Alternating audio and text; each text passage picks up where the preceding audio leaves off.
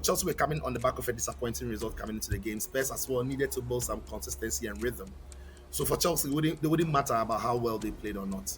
But on the day, they were just the better team. You don't need to watch football to know that an attacker is good, because you see the highlights, you hear about the goals. But for players like defenders, fullbacks, CDMs, goalkeepers, you need to see the game to appreciate what they do. 100%. And I feel that is why a lot of the time those players don't win awards and they don't get as much recognition. Yeah, but Thierry, even for midfielders, when you say playmaker of the year, it will be unfair to players like Caicedo because he never really would get maybe That's true. the chances created. It's always going to be for. It's always going to be Cobham, it's going to be for Bruno Fernandes, Cole Palmer, Kevin De Bruyne. Yeah. I'll go with Manchester United. Yeah, I think Peter Cech is outstanding. But Man United had Peter Cech is out, but I mean Courtois was also very good before he went to Real. But he became better at Real. Yeah, he became better at Real. Yeah. But Manchester City have also had very good right backs. So I was going to say Zabaleta, Bakary Walker, Cancelo, Bakary Sagna. Yeah. Bakary Sagna also made a name at Arsenal, so we need to also mention him at Arsenal. For striker, I think it has to be Man United, without even thinking about it. Nobody should even discuss Chelsea strikers. Nobody counts, apart from Didier Drogba and Hasselbank. Welcome to Footy Centre Podcast Series.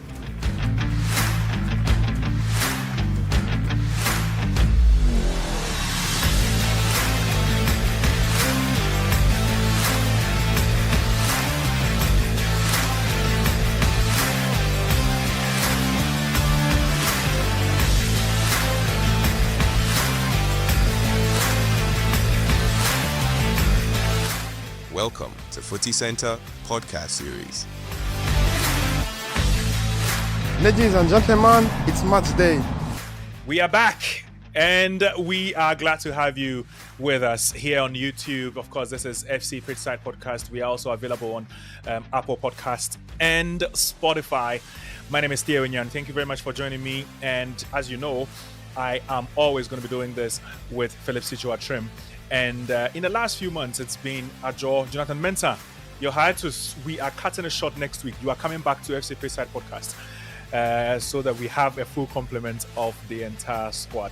But as you know it's English Premier League, Spanish La Liga, and it's also going to be talk about a few special players. But before we do that, I want to encourage you to hit the subscribe button.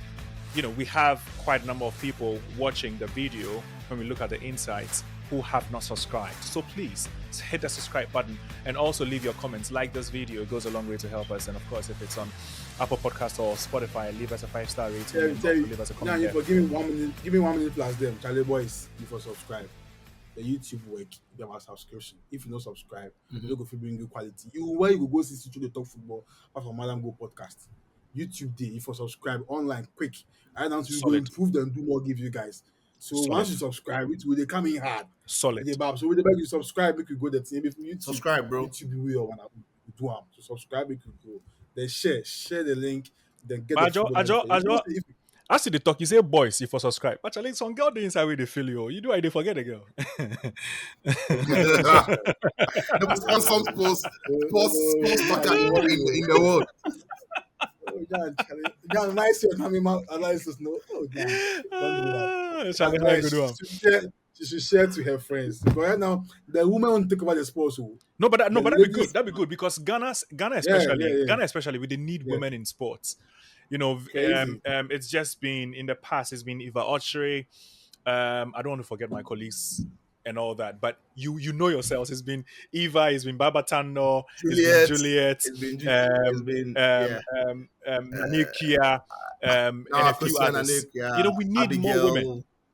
Akosia, Abigail, yes. So we want more women. So don't just watch. Begin participating. Send us your comments. And before you know it, you are on the podcast with us. We want to grow more female audience, but of course it will start with female voices. And so please join the conversation. Anyway, once again, this is FC Pitchside Podcast, and if you're just tuning, well, you're welcome. We are going to be discussing quite a number of things that I've already mentioned above. But guys, how's your weekend been? In 2 minutes, how's your weekend been? Sitcho, you're looking good. That's not how I left you in Ghana. What are you eating?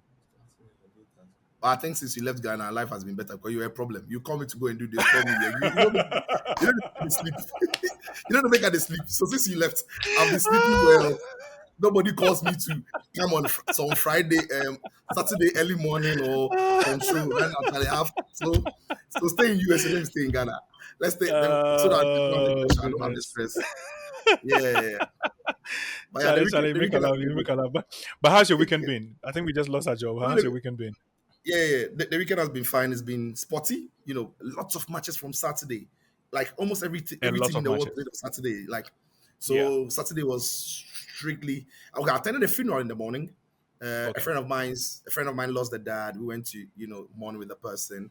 Then quickly came home to enjoy all the games that were on TV. So yeah, it's been a very good one. And today Sunday being Sunday as well, we continued with some very fine football as well. So good. So Ajo, how's your weekend been as well? Yeah. That'll be okay now. Yeah, I saw your videos. I'm expecting the same emotion here because I'll pretend I didn't see your videos. I'll pretend I didn't see those videos. The best people. Charlie, but your videos be hard, oh. Someone should trigger me and just mention. Are you fighting with someone? Emo. Yeah. That's our job for you. Oh, goodness. I will have win this. So yeah, talk about Caicedo. Let's start from there because, and again, I don't want us to analyze all the games. We don't have the time for it. But on the Chelsea Spurs game, which happened to be the the biggest game of the weekend, when you look at the teams involved, did they live up to expectation? And that'll be my first question. The second question, okay, well, let me point that first question to Sicho. Sicho, did they live up to expectation? If you saw that game, Spurs and Chelsea. Yeah. Well, in terms of entertainment, no. In terms of the rivalry, yes. The game didn't necessarily give us. We've seen so many great Chelsea and Spurs clashes. Yeah, Chelsea can be. We've seen Chelsea in different phases. In recent times, the 4-3, the famous Ange Postecoglou high line, and then that was 4-1 actually, and then last season there was a 4-3 victory over Spurs, where Spurs took a 2-0 lead, and Chelsea came back and beat them by 4 goals. We've seen the Conte Tuchel, and then even before that, remember when they had to win? They were on the verge of winning the Premier League, and Hazard scored that goal at Stamford Bridge. So Spurs Chelsea has always been a cracking fixture. Historically, we've seen more entertaining London derby between Spurs and Chelsea. I don't think this one ranks in one of the most entertaining fixtures between the two teams. But the rivalry was quite clear. We saw how the players were getting stuck in and everything.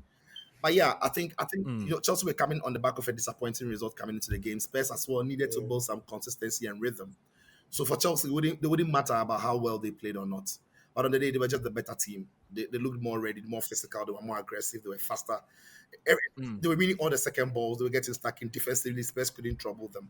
And that's the thing we've mentioned about Spurs. They lack creativity in the team. They don't create enough chances. Defensively, they can also lose concentration, as we saw in the Caicedo massive press and winning the ball. So yeah, it was everything that actually told us where the two teams are at the moment. Chelsea can be solid on their day, and be also wasteful at times on the same day. Chelsea could have won the game by 4-0, 5-0 if they were a bit more clinical, But yeah, for Spurs, they know that they need to create more chances and score a lot more goals. But ultimately, it was a very, very competitive, fierce rivalry kind of game. Not so much in entertainment sense. Right. Ajal, there's been a lot of talk about in recent weeks, or let me say the entire season, about Caicedo. And it looks like people are now realizing just how good he is. I think that after his big money move from Brighton, people thought, and again, to be fair, his first 2 or 3 months at Chelsea weren't so good. His first game, he got sent off, and then, it was a roller coaster from there. But the entire last season, people may not have been noticing, but he was Chelsea's best player. He actually won the award for that. It's easy to look at Cole Palmer and say he is the best player. And again, I always say, Sicho, I don't know if you agree, but you don't need to watch football to know that an attacker is good, because you see the highlights, you hear about the goals. But for players like defenders, fullbacks, CDMs, goalkeepers, you need to see the game to appreciate what they do. 100%. And I feel that is why a lot of the time those players don't win awards and they don't get as much recognition as those in the forward areas, because they are the global superstars. They are the ones that every kid knows in every nation. But it looks like in the last few years that position has become, I think, right after Kante. To be fair, Makelele defined it, but it died off again. It died off again. Casemiro and all that, but Casemiro I don't think got as much hype as Kante. Kante was like a globally accepted, star in that position. But it looks like after that, then Rodri, and then after Rodri, there's been a big talk about Declan Rice, and then last season there was Gravenberch, and then this season Caicedo has been mentioned. It looks like there's that growing acceptance that is a position that needs to be respected as well. Yeah. Hey, when will you realize that it is Thierry but not Henry? I shocked. The guy is making me a superstar, and I'm not. You don't call me Thierry Henry. I'm not Thierry Henry. Thierry Henry, they're CBS. He's in CBS.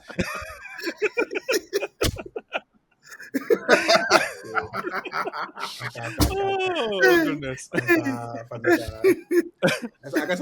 Anyway, I'm listening. I forgive you this number 14. Then that'll be your when I give you this number 14, then that's all. Yeah, so I think I realized just recently we have the Golden Boot Award that goes for attackers, and we acknowledge them, we admire all of them. We say, okay, they are doing what they are scoring. If we don't watch a game like you said, you say, oh, Mbappe has scored, Harry Kane, Haaland. But where is the award for the playmaker of the year award was created a few years ago. It's not for an attacker. But for defenders and for goalkeepers, there is. But there's always been for goalkeepers. But for defenders and midfielders, there wasn't. So maybe defenders now. Yeah, but Thierry, even for midfielders, when you say playmaker of the year, it will be unfair to players like Caicedo because he never really would get maybe that's true. The chances created. It's always going to be for. It's always going to be Cole Palmer. It's going to be for Bruno Fernandes and Cole Palmer, Kevin De Bruyne. Yeah. That's true. Yeah.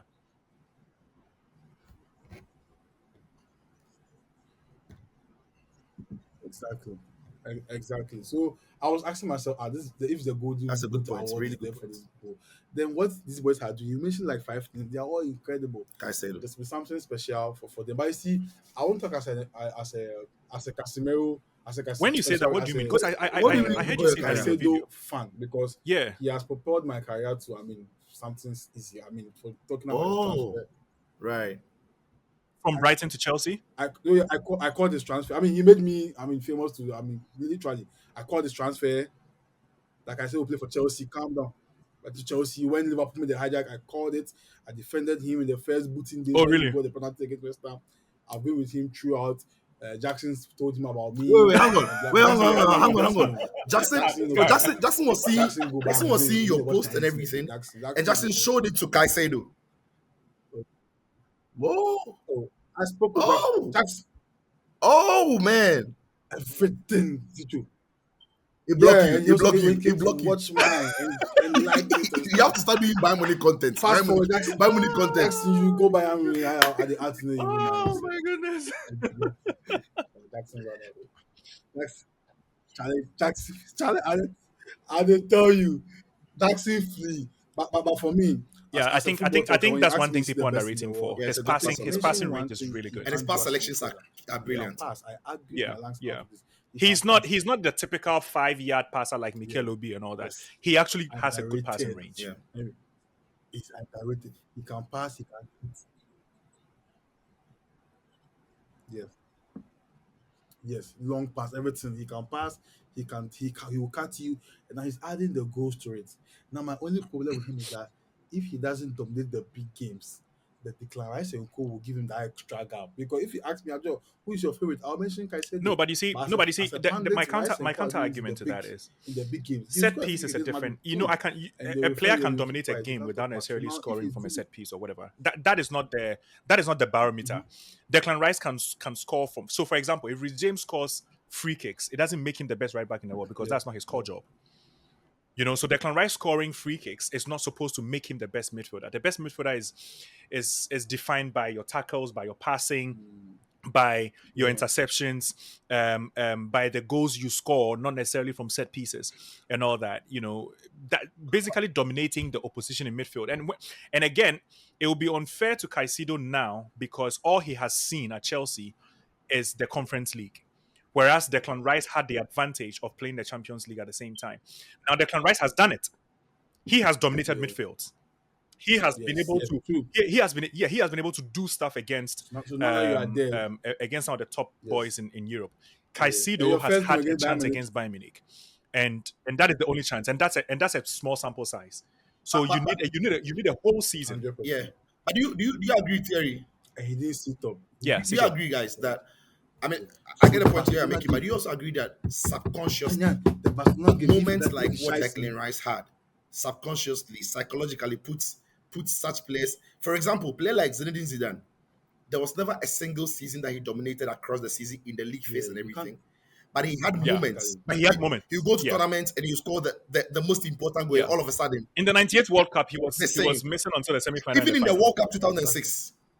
Even in the World Cup 2006. Even there. He was poor in the group stages. He was poor in the league phase. And now, he almost won the Ballon d'Or because of the moments he picked in the competition. But for the red card, people would have argued that he was a better player than Cannavaro. So I think what Ajoy is saying is, in big moments, Caicedo needs to make statements. It might not be the goal, and I think we have to remember that's a for fair the statement. Like N'Golo Kante in the season Chelsea won the Champions League. I was about saying that. In the Champions League winning season. Yes, N'Golo Kante was the man of the match since from the knockout stages to the final. It lives in the minds of people. Every single game to the final. Yes, it lives in the minds of people. So if Caicedo can start dominating games like that, Yes. Yeah. So now, if I go and argue, if I go and argue, he did so without scoring, but he did so against Liverpool. He was one of the best players on the pitch against Liverpool, and that was a big game. But unfortunately, he plays in a team that is not just considered, but factually the youngest team in the Premier League. And so there are so many mistakes that are costing a lot of the other very good players around. Nobody will care. And so João Pedro has been missing because for about 5 games this season, he's the only person against 5 defenders, up front. Yeah, nobody cares. And so Caicedo has been left to do a lot. And again, it's because a lot of the players around him are very foolish. But anyway, talk about Caicedo. I want us to do something practical here. So there's been a lot of talk, and I think on social media, what I've noticed is people are always saying that Chelsea sort of produces the best CDMs across different generations. When you look at Makelele, when you look at before Kante, there was Asian, there was Mikel Obi. People forget how much influence Nemanja Matic also had in that Chelsea midfield during his time. And then there's been Caicedo as well. Already there seems to be, understudies like Esogo and Lavia. It looks like Chelsea know how to produce CDMs. I want us to play a simple game here today. We choose the formation that we want to go with, whether 4-4-2, 4-3-3, 4-5-1, 3, whatever we want to do. But when we are done choosing that formation, I want us to pick and draft the teams that have produced the best players in all the 11 positions that we have chosen based on the formation we chose. Does that make sense? Yeah. Does that make sense? So we know that we need to fill 11 positions, not with the players, but with the teams. And so when we say goalkeeper, we look across different generations from the 80s to the 90s to 2000s to 2010s and now 2020s. And what we want to do is to find the team that has produced across all these different generations, the team that has produced the best goalkeeper. What team has produced the best left back? Based on the formation, which team has produced the best 3 midfielders? Well, yeah, I think it's going to be a whole episode if we decide to add La Liga and Bundesliga. So just the English Premier League, just the English Premier League. I want us to fill the 11 positions with teams, not players. So let's start with, first of all, which formation should we go with? Is it 4 defenders, 3 defenders? Is it 4 midfielders? Okay. I think we can do 4 defenders, 3 midfielders, 3 attackers. 4-2-3? 4. 4-2-3-1. Yeah, basically. Yeah. Okay, so let's do 4-3-3. Yeah, 4-3-3. Let's do 4-3-3. Anyhow we want to 4-3-3 arrange and them on the pitch, that's 4-2-3-1 fine. is We'll start with basically the goalkeeper. In the different generations, which team do we think has produced the best goalkeepers across different generations? I would say Man United. I don't agree. I would say Man United. I don't agree with Chelsea. Yeah, I think Chelsea. I would go with I'll go with Manchester United. Yeah, I think Peter Cech is outstanding, but Man United had Peter Cech is out, but I mean Courtois was also very good before he went to Real, but he became better at Real. Yeah, he became better at Real. Yeah. He was actually very good at Atletico Madrid. He came to Chelsea, had issues, and went back. They had Schmeichel. They had Schmeichel, Van der Sar. They had Barthez. They had Fabian Barthez. Van der Sar, who came? Tuchel. In the Premier League era. So Premier League era. So from 92. Yeah. In the Premier League era. So generations are we looking at? Should we so do we all agree on? So can we? So I mean, to be fair, it's Peter Schmeichel. For every club we choose, we need to back it up factually. Yeah. So we need to mention the players that we think. So it's Schmeichel, it's Barthez, it's Van der Sar. Van der Sar and De Gea, and that's where it ends. That's where it ends. Oh Nana, that's where it ends. What's my name? Oh Nana, what's my name? What's my name? The next position is right back. The best right backs that have been produced. Which team has produced the best right backs? If I look at Chelsea, I can think about players like Paulo Ferreira, Jose Bozingua, Branislav Ivanovic, Azpilicueta, and now Reece James. Very solid right backs. If I look at Arsenal, not good enough. Okay, those two. Paulo Ferreira was very. Do you know the EPL? Sorry to cut. Do you know the EPL? We've not really produced right backs that we can. I cannot compare Ferreira to Dani Alves, but I can compare Branislav Ivanovic to him. Can you compare him to Dani Alves? He was not. Ivanovic was not as attacking as Dani Alves because it was a completely different systems that that they were playing in. Dani Alves was at a point a winger. Dani Alves to me was like Ashley Young at Manchester United, or even what's this guy's name? Okay. The Ecuadorian. Antonio Valencia. He was a right winger. There were times when he needed to be. He was brought back and all that. But Valencia, Dani Alves was a different kind of player. But Manchester City have also had very good right backs. So I was going to say Zabaleta, Bakary Walker, Cancelo, Bakary Sagna. Yeah. Bakary Sagna also made a name at Arsenal, so we need to also mention him at Arsenal. Yeah, so I was looking at Bakary Sagna and Arsenal's right back. Then I looked at what City had, and I'm thinking City with Walker, Cancelo, Bakary Sagna, Zabaleta, Mika Richards when he burst onto the scene. Unfortunately, he didn't have a long. Yeah. But when he was he started at Aston Villa before Man City, but even there. But he really played. But even at Man City, he was still good. Yeah, he was still good. So he was part of the the new generation of City. I would say City. Okay, so wait. So if we mention Micah Richards and mention what's the other guy's name? Zabaleta, mention Kyle Walker. Yeah. Those are top 3. Yeah. Bakary Sagna. So let's say top 4. Kyle Walker, yeah. No, I mentioned Walker. You mentioned Walker, okay. So let's start again. Zabaleta, right? Yeah. Bakary Sagna, Micah Richards, Kyle Walker, top 4. Okay. Then at Chelsea, let's compare to Chelsea. Let's see who wins before we bring in the other Ferreira. teams. At Chelsea, there's been Ferreira, Bozingua. There's been Ivanovic, Azpilicueta, Bozingua, Reece James. Yeah. Who do you think wins? I think that's City's proper right backs. Paulo Ferreira was good. Paulo Ferreira was good, but he always had this sometimes weak, not the most physical. Bozingua would have an off day. He wasn't always solid. I think Ferreira and Bozingua are there. Yeah. But Azpilicueta, Ivanovic, and Reece James, very solid. I mean, Reece James had a problem. Ivanovic, my problem. Yeah, I mean, because of injuries. Me, So City dominates there. Yeah, City. The best right back in Chelsea's history for me is Branislav Ivanovic. That guy. But anyway, my God, he was everywhere. So we say City wins, but City against Liverpool, Glenn Johnson. I remember Glenn Johnson. Sorry. Glenn Johnson, Trent Alexander-Arnold, Alexander-Arnold. There's Fabio Aurelio. Aurelio was left. Was it right back? Left back. Fabio Aurelio was left. Aurelio. Yeah. Nathaniel Klein. No, please don't mention Nathaniel Klein. Klein doesn't count. Aurelio. So Liverpool doesn't count. So City wins there. Man United have had Gary Neville, Fabio, West Brown, Masia, Ashley Young at times. City for me. City for me. So let's agree on Man City there. Let's agree on Man City. And then now left back. I think because of Ashley Cole, it has to be Chelsea. Yeah, nobody can ever beat him. But I mean, at Man United, there's been Patrice Evra, there's Luke Shaw. Evra, Luke Shaw. No, but before Ashley I think are the most iconic for Evra. Let's look at Rose for Man United. Sicho, do you remember anybody else? Evra, Luke Shaw. Let's put aside. Yeah, Babayo was good, but I mean. Yeah, so we can mention him. We can mention Ashley Cole. Was kind of good the person who sort of like filled in for Ashley Cole after he left was Yuri Zerkov. And then there was Marcos Alonso. But there was Marcos Alonso. And then now Cucurella. But Alonso was good. There was Ben Chilwell. Yeah,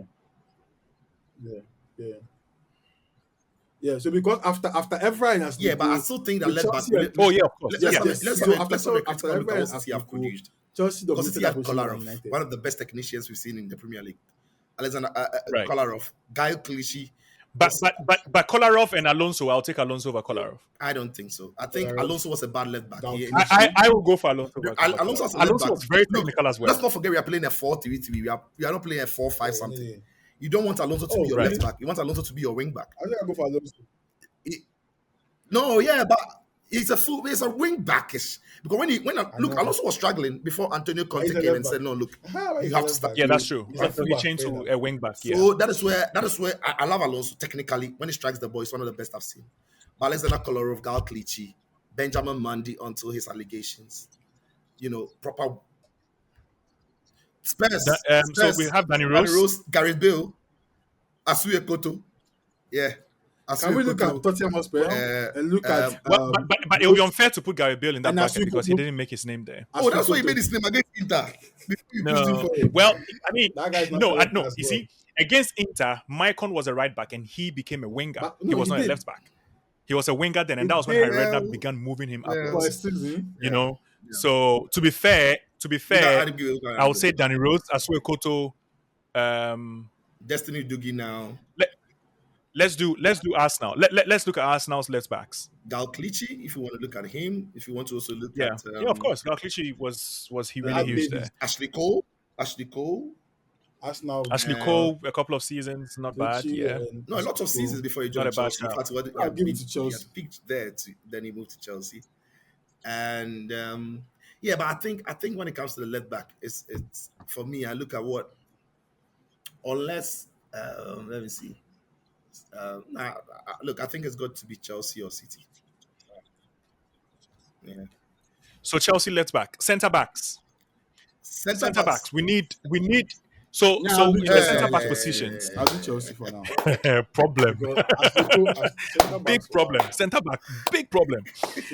I think over time, Liverpool have produced only one very good generation of centre backs, which is Van Dijk and Konate.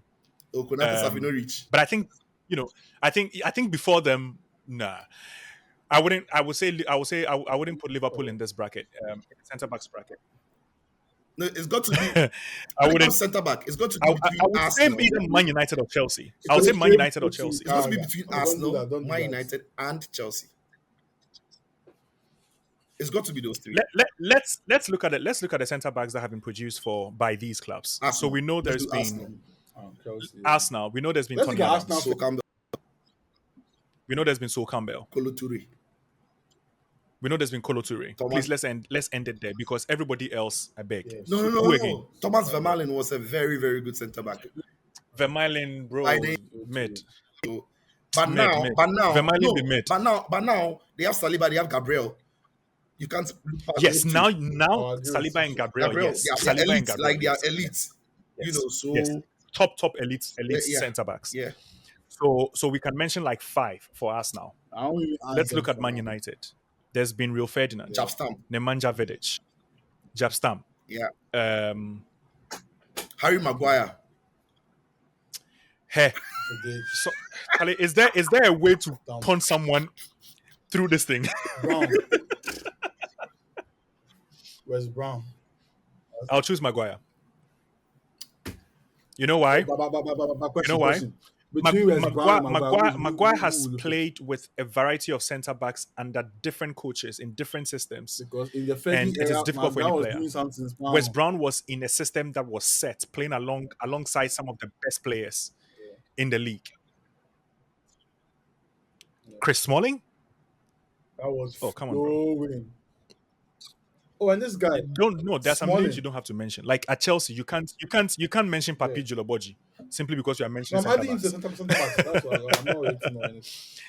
So at Chelsea, there is John Terry, there's Ricardo Carvalho, there is Marcel Desailly, there's Frank Leboeuf, there is Gary Cahill. Gary Cahill, yeah.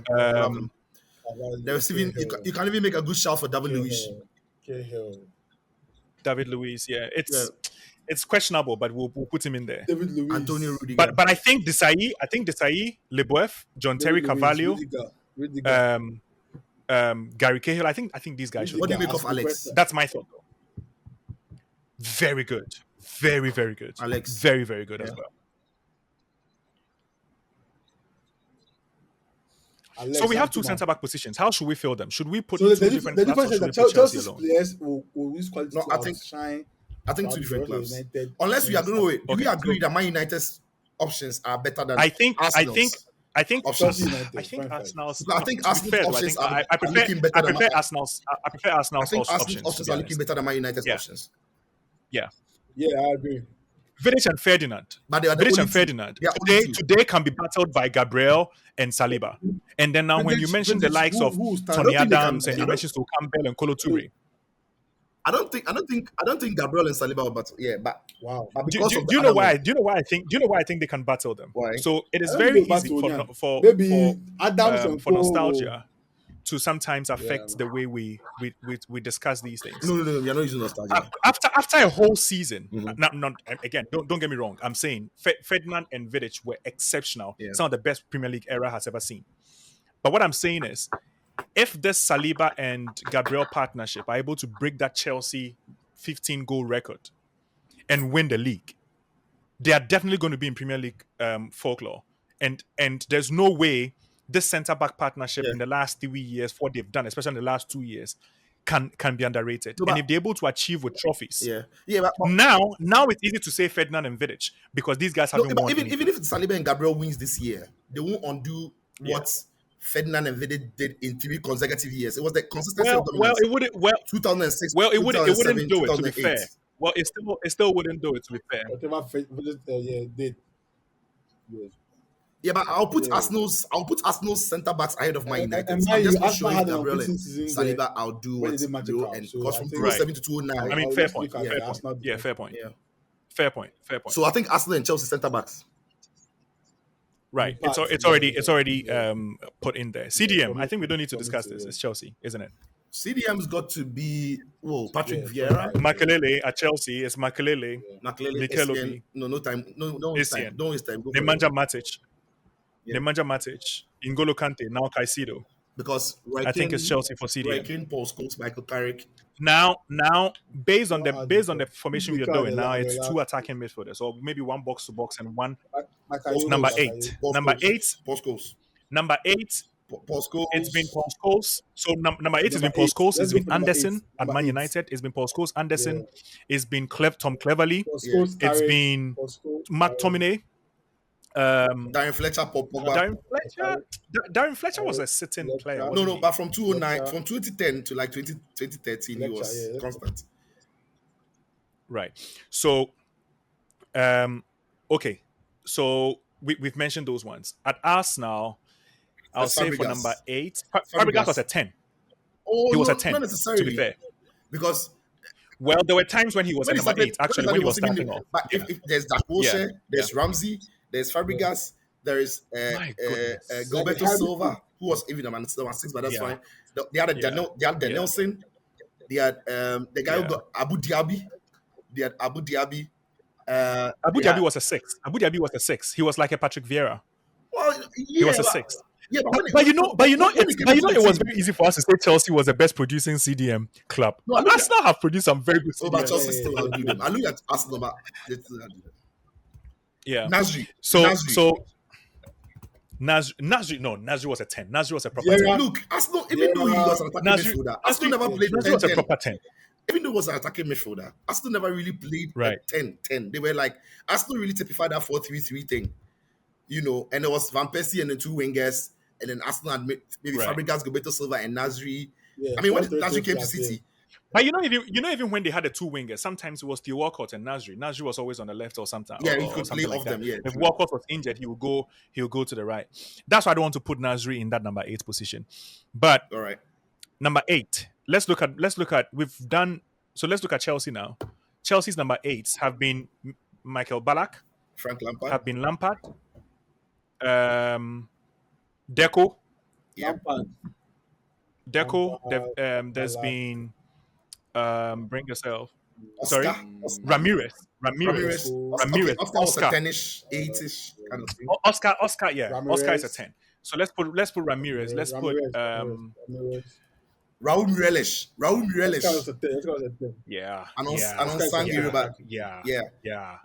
Raul Mireles. I loved him. Raul Mireles. I loved also him. very, very Difficult good. player. Thiago. In recent times, Was well, Thiago now playing Caicedo. DM or- Sorry, Enzo Fernandez, but Fernandez is not. He's not done what the other big boys we just mentioned have done, like Michael Ballack and all those guys. What about Thiago? Was Thiago played DM at Chelsea, or he was a bit more advanced? Thiago was a DM. Was a DM, Was a DM at Chelsea. Yeah. You remember Adrian He Mutu? played like Belletti did at some point.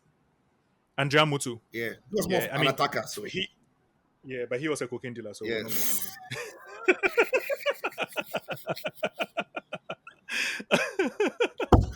Say that.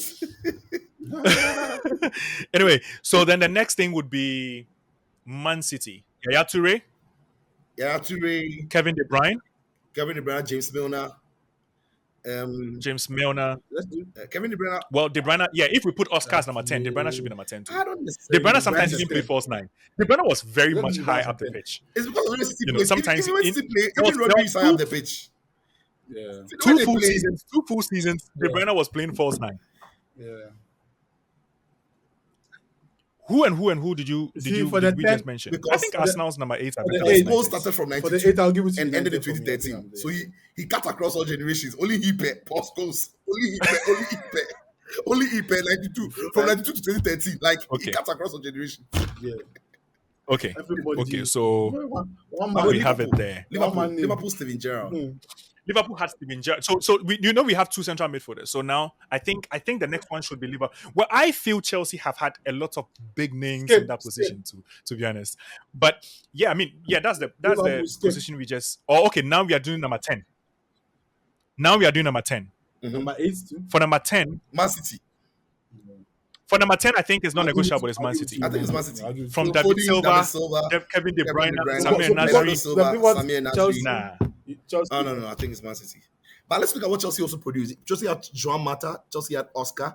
Chelsea had Zola. Oh, goodness, Mata. Chelsea had Zola at some point. Goodness. Chelsea had Hazard. Eden Hazard. Hazard was a number 10. I'll say he was a winger, forward, wide player kind of. So yeah, I'll leave him on the wings. But yeah, I think and Arsenal also has some. Do you guys remember this guy? He played Liverpool and played Chelsea. Yusuf Benayoun. You see Benayoun, man, they're usually fine hair, tricky guy. Yeah. You see Benayoun. Number 10. Yeah. Man United's number 10 are Was it who? Man United never really had number 10s because of the two Nah. top. The formation they played, they didn't really play number 10 4-4-2-ish because kind of thing. it was It's in this recent years that they've tried the number 10ish thing. Where, I would say number 10. I would say Man City. I'll I say don't number think 10, Chelsea's yeah. number But Man 10. City really typified that number 10ish thing. Silva, Yeah. you know, because Liverpool were playing 4-4-2, Man 4-4-2, Arsenal 4-4-2. Chelsea too came to play 4-3-3, but more defensive. So More defensive, yeah. left wing. Left wing. Let's start with Manchester United, Ryan Giggs. Ryan Giggs, and he basically defined the position for 20 years. Ryan Giggs, Cristiano Ronaldo. No, Ronaldo was a right winger, wasn't he? Both left and right. Wait, sorry, wait. No, but we need to put him one. No, We can't put let's him do both. wingers. Let's do wingers, and let's see Left wing. the two top teams that have produced the best. Yeah, exactly. wingers. That's what I'm coming at now. Because to be honest, the wingers are confused. versatile. Are we doing? Like Eddie Hazard could play on that's the left true. and play on the right. Like Maluda could play on the left and the right. In that same case, one Mata was sometimes on the left or the right. Absolutely. And Oscar will play in the middle. Yes. So let's do Man United first. There's Ryan Giggs, there's Cristiano Ronaldo, there's Nani, there's David Beckham, there's Antonio Valencia. There's David Beckham. Nah, hey, we are wasting our time. We are wasting our time. You mentioned David Beckham, you mentioned Ronaldo, you mentioned Ryan Giggs. You want me to say something else? Prime Ashley Young. Ashley Young. My good Antonio. There was a particular scene, I think it was 2009-2010. Every cross from Antonio Valencia was a straight Rooney goal. Yeah, Rooney's goal. Lula. Partner them. Anyway, so right wing now. Hey, but Arsenal too has some ringers. Freddie Ljungberg, Robert Pires. Yes. No, Beckham was number 10. Yeah. Hey, so we actually gave number 10 to Man City. Charlie, Arsenal get number 10. So Beckham was number 10. Apart from Dennis Beckham and Jack Wilshere. Apart from David Beckham and Dennis Beckham and Jack Wilshere. Maybe and who? So yeah, Fabregas was sometimes a number 10. Fabregas was sometimes a number 10. Fabregas was sometimes and Fabregas alone. Dennis Beckham alone. Guys, let's look at this well. No, but I still go for City. David Silva, Kevin De Bruyne, Phil Foden. I think Bernardo Silva. I think in the new era, they've just been. And again, to be fair, Yaya Toure in his prime at City played number 10. He also pushed advanced here because he had De Jong and Gareth Barry behind him, and then we're behind him. Yeah. So yeah, but for pure, it depends on who is building this team because for pure silk, if you want to watch football and have goosebumps, I'll say Arsenal's players. But Man City's players produced results after results after results after results because of the goals and the assists. The numbers were in their favor. Let's look at the right wing now. Right wing for Chelsea has been Joe Cole. Yeah, Joe Cole. Maluda. It has been Joe Cole. Maluda, it has been Maluda was a left winger, so I'll say Joe Cole. Okay. Oh, we are looking at the wings. Okay. Sorry. Yeah. So it's Joe Cole, Maluda. It was Willian. Salomon Kalou. Yeah, Willian. Yeah. Hazard. Yeah. So Willian. Yeah, for the current generation, nobody. Yuri he came to play left back. Yeah, he came to play left back. So let's just go with this 5 for now. No, there was Iron Robin. Forget Robin. Robin's Chelsea career is not part. Bro, it'll be 2 years. 2 solid years. Damien Duff. Do you remember Damien Duff? I remember Damien Duff. Iron Robin, we know. Damien Duff basically helped Mourinho win his first title. Iron Robin, we know him at Bayern Munich, not Chelsea. Everybody has forgotten if he played for Chelsea. Yeah, but the thing be say he play for them. He play. So, Ajo, are you with us? So we are looking at Joe Cole, Damien Duff, Salomon Kalou, Hazard, Juan Mata, Christian Achu.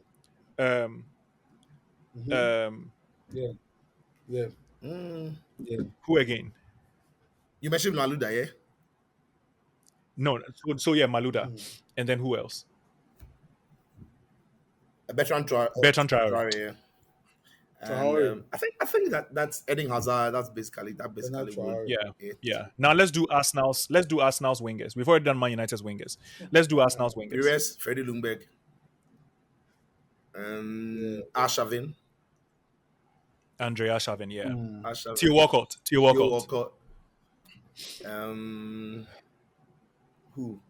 Who else? Super. Yeah, I think. Alexi Iwobi. Some way. Let's do Liverpool. Liverpool had Albert Riera. Do you remember Albert Riera? Yeah, of course. They had Albert Riera. Wait, where did Hippier play? Sami Hippier, centre back. Liverpool Sterling. Centre back. Yeah. They confused me. They started with Liverpool players. So Liverpool had Dijkite. Dijkite could play. Was playing the wings for them. Albert Riera, so effective. Dijkite was so effective. And they had Ryan Babel, who could play out wide for them. They had Ryan Babel. They had Dijkite. They had Sterling at the starts. Yeah. Well, yeah. Raheem Sterling. He started at Liverpool, so we'll count him there. Yeah. Raheem Sterling. But truth is, if you're looking at where all these players made their names, I would say City for Sterling then. No. Wait till you start mentioning City's wingers. So I think who are City's wingers? One wing, Riyad Mahrez, Chelsea, because Chelsea too had big names. Riyad Mahrez, Raheem Sterling. This Raheem Sterling. This Spanish guy, the Jesus guy. Liverpool, you didn't mention Mohamed Salah, and then you didn't mention Mohamed Salah and Sadio Mane and John Barnes. Oh my God. What are you guys talking about? Oh my God. Luis Diaz. Luis Diaz. Nah. What are you guys talking about? Nah. But Diaz is like Maluda. Diaz, he's okay. You didn't even Diaz is okay. John Barnes, Mohamed Salah, Sadio Mane. But I think the Sadio Mane, Mohamed Salah, John Barnes obviously carries a lot of weight, and their kite, they carry. Their kite was a trouble in every defender's. Yeah, their kite was so good. It's so effective. It's so effective. And they had this guy. Do you remember this guy, Maxi Rodriguez? Kite was influential. Yeah, Maxi Rodriguez was also. But Rodriguez was mostly coming off from the bench. He was not always a starter. He was not always a starter, but he was also very good under Benitez. Yeah. For Man City's wingers, do you remember that speed demon they bought from Sevilla? I think he's back at Sevilla. Jesus Navas. Yes. Yeah. Jesus Navas was really, really good. Speed demon. Yeah. But it will be him. It will be Raheem Sterling. It will be Riyad Mahrez. But I mean, let's be fair. Pep Guardiola has not necessarily liked typical wingers. He's not necessarily used and so if anything, the wingers will be from different generations. This guy, Leroy Sané also had a very good time in the Premier League. Leroy Sané was also really good. And Bernardo Silva in his first 5 years as well on the wings was also a winger. Was a right, but he played more like a right midfielder instead of a right winger. Well, yeah. So I think that'll be Sean Wright Phillips, baby. Yeah, but he was mostly Chelsea. Mostly Chelsea. So Sean Wright Phillips for Chelsea, Joko for Chelsea, Maluda for Chelsea, Hazard for Chelsea, Mata for Chelsea. I think Chelsea takes that wing. Chelsea has some very powerful wingers. Yeah, I think so. Because even only Eden Hazard is a massive statement. Yeah. Eden Hazard, super player. I love him. He's recently been called to the Hall of Fame in the Premier League. Well deserved. Congratulations to him. Actually, very well deserved. And it's it's when I always look at Hazard, it's always about what could have been, because we all know what that guy had. And even when he wasn't taking football seriously, just how he dominated every defense he faced. And it wasn't just at club level, it was also at national team level. He was one of the top golden stars for Belgium, alongside De Bruyne. One of the best players I've ever watched in the Premier League, no doubt, absolutely no doubt. Oh my God! And I've met, to be fair, I've met typical Man United fans who say they for pure fan base they dislike Chelsea players, but if there's one player they can never speak against, it's Hazard, and it's because of the talent he had, and he always played with a smile on his face. You barely will see him angry. He was like a Ronaldinho in a way. He was just like a joy for lots of that I love about Chelsea. Like the way Chelsea's character is, my lifestyle identifies with it. They are stubborn. They never give up. They are right. Chelsea have got a character of, even though you might be better, you are not still getting it easy against me. So I love Peter Cech. I loved John Terry. I love Frank Lampard. I love obviously Michael Essien. I love Didier Drogba. Michael Ballack. I just love the top guys. The whole thinking of the team. Like it's just so in the fabric of the team that we can be underdogs. Think about what you're saying. Yeah. To be fair, Chelsea have never won any trophy where they have dominated from start to finish. No, they are never maybe the Jose Mourinho first title, but even that it wasn't dominant. It was basically Chelsea were underdogs in every game, almost every game, because they had to defend almost every game. This was a new team put together. He needed to grind results out of them, and he was able to sustain that till the end of the season. There's never been a trophy, especially European trophies, maybe the Conference League. But Chelsea have never won any trophy where they've dominated from start to finish. It's just the character. Expect them to win. It's just the character. It's always been a character. And in life, I identify a lot with that. I appreciate that. Yeah. It's just one that the 2017. Yes. 2017. Antonio Conte. Yeah. It happened Antonio in Conte. the league where we were. But even that, Chelsea were basically suffering through every match because it was a 3-back system. Antonio Conte's methodology. Mourinho's second coming. 2015. Yeah, second coming. Yeah. No, I'm talking about Mourinho's. Anyway, let's do striker. For striker, I think it has to be Man United. Without even thinking about it, nobody should even discuss Chelsea strikers. Nobody counts apart from Didier Drogba and Hasselbank. Nobody. Liverpool, I would say Fernando Torres. I would say Luis Suarez. Michael Owen. I would say because of Emil Heskey. Come again. Michael Owen. Emil Heskey. Michael Owen. Michael Owen. Yeah. Robbie Fowler. But Fowler was before. Robbie Fowler. Milan Baros. Milan Baros. Yeah. Milan Baros as well. So Liverpool have had extremely good strikers, but let's not forget Newcastle United. Newcastle United have had Alan Shearer. They've had Cisse. They've had Dembaba. You know who they've had? They've had Shola Miobi. Shola Miobi. They've had Obafemi Martins. They've had Obafemi Martins. They've had what's this guy's name? Isaac bring yourself. Isaac most recently, but there was this other guy. They've even had Andy Carroll. Andy Carroll. Yeah. I think Newcastle have had like really good strikers. For Manchester City, it's been Erling Haaland, it's been Aguero. Oh, do you guys remember this Irish guy? Craig Bellamy? Craig Bellamy, yeah, superb. Aguero. Craig Bellamy, Carlos Tevez. Checo Balotelli. But Tevez, I'll say Balotelli. But Tevez, I'll say Man United. Man United for those 2 years, yeah, brilliant. I'll say Man United. He was really good at City too, but I'll say Man United. Yeah. For Man United, it's been Rooney, Carlos Tevez, Andy Cole, it's been Andy Cole, Dwight York, Luis Saha, Daniel Welbeck, Cantona, Chicharito, Luis Saha. Luis Saha was mostly injured. Let's not add Saha. He was really good, but he was mostly injured. Alan Smith came through. Alan Smith was also really good. You mentioned Cantona. Eddie Sheringham, Ole Gunnar Solskjaer, Robin Van Persie. Even though I remember Solskjaer though, he was like the assassin from the bench. But Solskjaer was what he always influenced games. Anyway, he was what Chicharito became. So Chicharito as well, you know. Yeah, Chicharito as well. Yeah. And for Arsenal strikers, Thierry Henry. Oh my goodness, Thierry Henry. Emmanuel Shea Adebayo. Adebayo superb. Van Persie. Olivier Giroud. Van Persie. Olivier Giroud. Sid Woodward. Legend. No, I think Man United. Man United. City strikers can't even compete with Liverpool's strikers. The name City have to. The name City have Aguero. If you give me Aguero, I'll give you Fernando Torres. Yeah, if you give me Balotelli, I'll give you Michael Owen. But Alonso, but Aguero, as for Aguero, I think he beats all Liverpool strikers apart from maybe.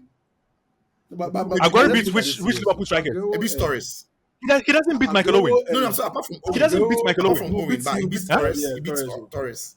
Well, he beats Torres. Yes, he beats Torres. He beats Robbie Keane and all those guys they bought when they were struggling. But Liverpool have historically had very good strikers. Aguero doesn't beat Wayne Rooney and Cole. No, he doesn't beat Wayne Rooney. Yeah. He doesn't beat Dwight York. Yeah. He does. He beats Cantona for goals and impact. Yeah. But Cantona had a bigger pedigree. Yeah. So United for you. Teddy Sheringham was, oh my goodness. I've listened to documentaries where his teammates will say he would most likely acts like he doesn't care on the training pitch, and yet let him hear a referee's whistle, and that's when you see how good he is. But anyway, that as well. I think striker will be so Man who do we United. give it to? The striker? I think Man United maybe. I feel Man United. Yeah. I think it'll be sacrilege with the strikers Man United are produced. It'll be sacrilege if we don't give it to them. Yeah, so we are done. So Man United won for the goalkeepers. Yeah. Man United won again for the central midfield number 8. Man United won again for the left wing, and then won again for strike. So Man United won 4 positions out of 11. Chelsea won one centre back position, won the left back, won the CDM, and won the right midfield. So Chelsea also winning 4, making 8. Now 4 more positions. You know the interesting thing? Won the midfield. Arsenal won 1, which is one other centre back, and no other position has Arsenal produced more or better players historically. Man City has won the right back, won the number 10 position. Right. Argue us though. And that is it for Man City. There's not a single appearance for Liverpool. Is this fair? I think it's fair, but of course we leave it to our fans. We leave it to our fans to drop DS as well. We'll be interested to see exactly what players we didn't mention or which we really want to know what you are thinking back home. Let us know in all these positions, which club do you think has produced the best players across generations from 1992 to 2025? We want to know. pick your goalkeeper, different positions on the pitch, and fill those positions with the clubs that you think, have produced the best players. Into brackets, you can put in the players to make your case and to prove your point, and we'll definitely read them the next time we, have our show right here. Today, this has taken a lot of our time. We've already done 52 minutes. So quickly, we're going to be brushing through some of the results. So this has been our game for today, so we might not play. No, I don't think we play a game today because this has been the game. So let's go straight to Liverpool, guys. So we already mentioned Chelsea beating Spurs by a 1-0. And Ajo, I don't know if you are concerned about João Pedro because he could have had 4 goals in that game.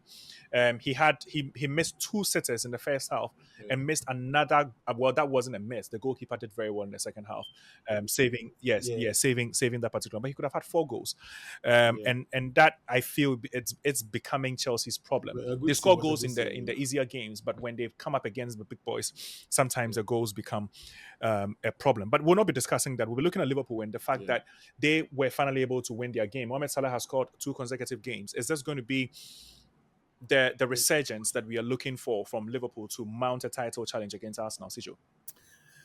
Well, it could be, but one game is not enough to tell us if Liverpool are coming out of the slump. But it's always good when you have some of your best players doing what they are accustomed to. So Salah scoring back-to-back games for the first time in the season, great. And maybe then it's a confidence shift for him. I also think that Aston Villa maybe played into Liverpool's hands a little bit. Aston Villa played like how Liverpool wants teams to play against them. When you listen to what Arne Slot says, I think that Liverpool are very uncomfortable when you're going the long balls. The managers complained about it. Liverpool want to defend with the ball in front of them rather than the ball over them. And Aston Villa also, once they gave that easy goal to Mohamed Salah to score, they now had to chase the game. Now chasing the game means that Liverpool have got spaces then to attack. But we still saw moments where Aston Villa could get in behind their midfield too easily. But the final moment, that's the final decision making, the final third didn't help Villa. So I think it's just one game. You don't want to speculate that Liverpool are back to form. Unfortunately for Liverpool, they would have wanted an easier fixture in the Champions League to continue a winning momentum. But they have a very difficult test against Real Madrid. And if they lose in that game, it's going to be +1, -1. So yeah, we'll see how they carry themselves into that Real Madrid game.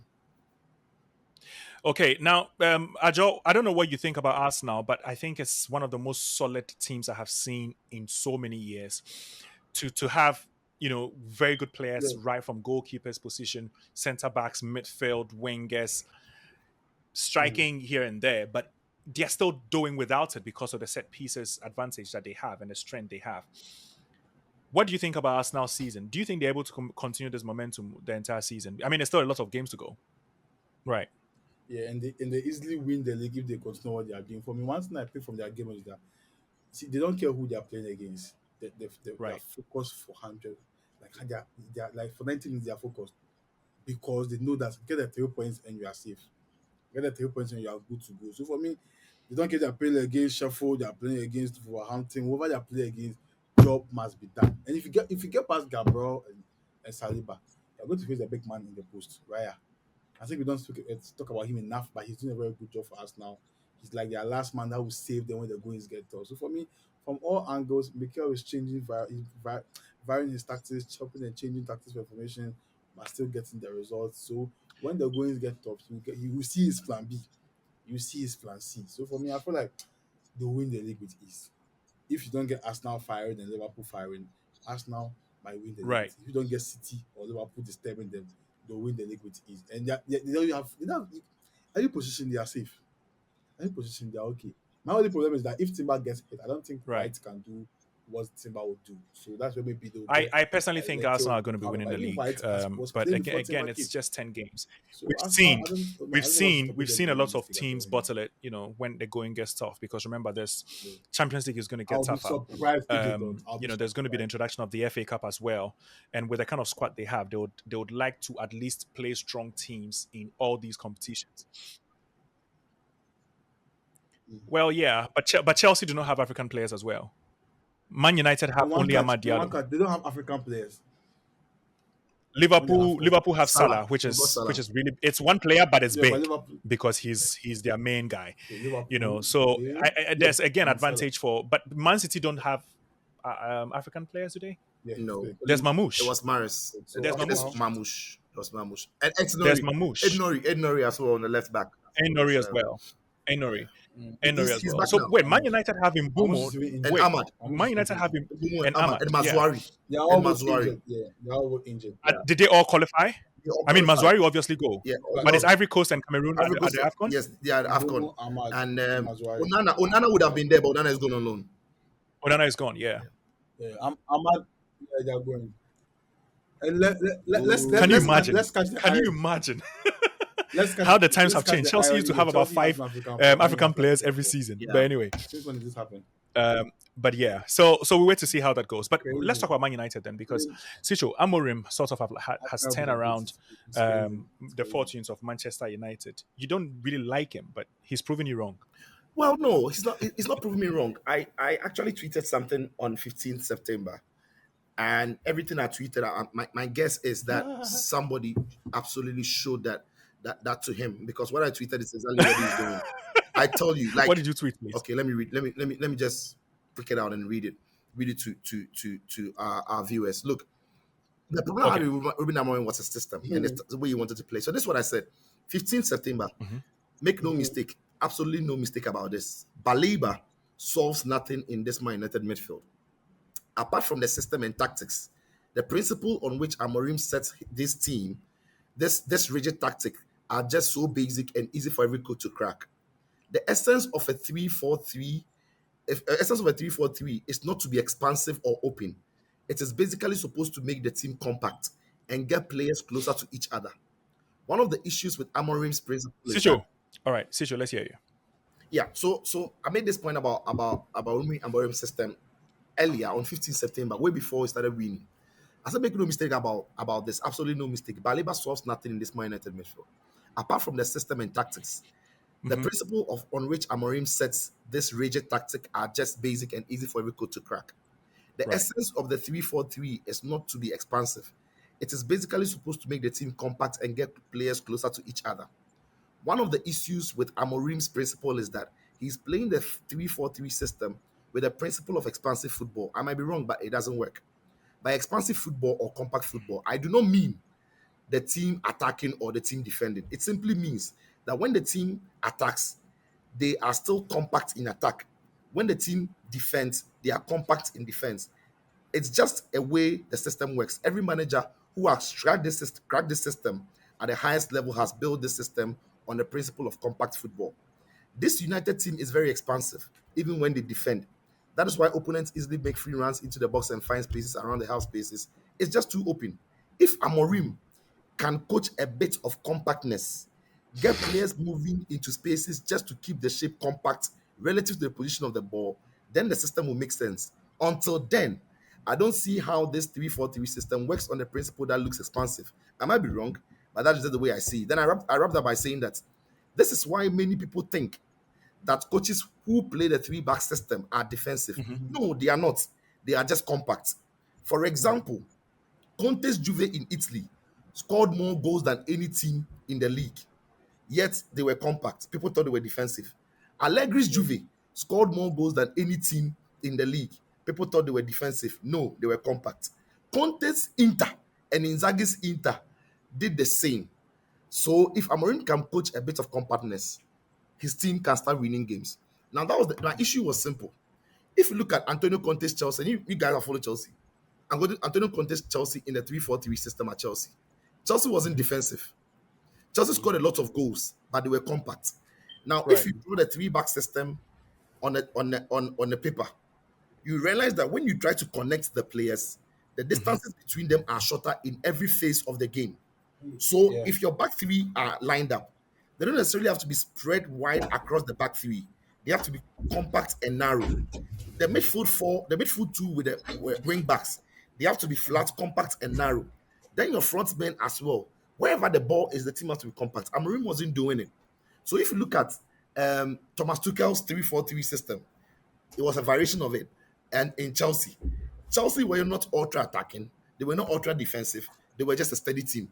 You can't score them. They won't score plenty, but they will win because they were compact. So in the last 3 games or last 4 games, what Amorim has done is to get Man United players playing closer to each other than they were playing at the start of the season. So if you look at the kind of goal they scored against Liverpool, Man United were very narrow in the middle. All the second balls, they were picking them up because they were around the ball, compact. If you look at the game that Mbeumo scored twice, the game against Brighton. Brighton. It is the same. If you look at the kind of goal they scored, they were compact, close to each other, quick interchange passes, and then they were finding the back of the net. When the season started, to wrap up, every time Mbeumo and Cunha were high and hugging the line. So if you remember, against Liverpool, even against Chelsea, and in the game against, I think, Arsenal. No, in the game against Arsenal especially, Man United were hitting long diagonal balls to Brian Mbeumo, and he was in acres of space all the time. Why? Because he has stretched the pitch. In the last 3 games or 4 games for Man United, Mbeumo has not gone down the line. He's come compact, narrow, and close to his teammates. That is how this system works. I'm not the one who built the system, but every coach who has done it across Europe that I have seen, the team is compact, they are closer to each other, and they are difficult to walk through. It's still a work in progress for Amorim and Man United, but it's looking a lot better. Right. I like the analysis because that's the same observation I made in their last 2 games. I think that now when off the ball, Manchester United are a lot more closer to each other. And, in a system like that, like, Sicho has said, it is everybody helping each other, but making sure you don't leave a lot of gaps, especially when you have tired legs like Casemiro. There's no way you'd have Casemiro and Bruno Fernandes in midfield and expect them to be able to cover spaces that Baleba and Caicedo, for example, would do. Because they're younger and naturally they would do a better work in those positions. Yeah. So like Sicho mentioned, in this game, you give all the credit to Amorim. Their last 3 games has been splendid. But you see, this is where the players come in. The game against Nottingham Forest, the right second half, they went to sleep. The first 5 minutes, the Man U players were not back. Yeah. It wasn't tactics. It was just individual nonsense. You can't blame the coach for that. So if the coach has realized that he has all the rights after winning at Anfield, everything changed at Anfield for them, beating Brighton to their errors, and you are winning against Nottingham Forest comfortably. You come and Dalot on the left spaces channels for them. You are making errors there. You go to sleep. That's when the coach has all the right to blast them. And when he realized that, they are exploiting Dalot, he brought in Dogu. Dogu's stamina is a bit questionable. So going and tracking back is a problem for him. So he brought him at the right time to, give him that balance. And now the energy is there. So when he brought in Dogu, now Man U got the flow of the game again. They started controlling the game again. So I think Amorim, he need time, yes. But I think the emotions got to him. I like it that he was able to stick to what he wants to do, even though most of us said he should be pragmatic. And I think he's even being pragmatic. But now in games, like in the game, he's trying to be. Because when he wants Bruno to go like very, very advanced, he makes him move. Then he tries Casemiro to sit alone. That alone is some subsection Are we losing our jaw like there? trying to tweak a system. Yeah. I hope we don't. I think He's frozen. Can you guys hear me? Yeah, we can Yes, hear we you. are frozen. We can hear you. Let's begin to wrap up. I think we've done more than an hour and 10 minutes. So for me, I feel like he's coaching the team well now, but now the personnel will be a problem. Can he manage them well? Let's see that one too. Right. So that'll be all for this week's episode of FC Pitchside Podcast. It's been a pleasure building a whole 11, not of players but of clubs. I loved it. Yeah, I loved it so much. With Joe and Sicho, and it was such a pleasure doing it. Like we already said, please remember to let us know what your 11 would be when we are looking at the best teams that have produced the best players across different generations in all of these positions. And we've touched on some of the key games this weekend as well. Same time next week, we'll bring you another episode. I'm out. My name is Theo Nyan. Welcome to Footy Centre Podcast Series.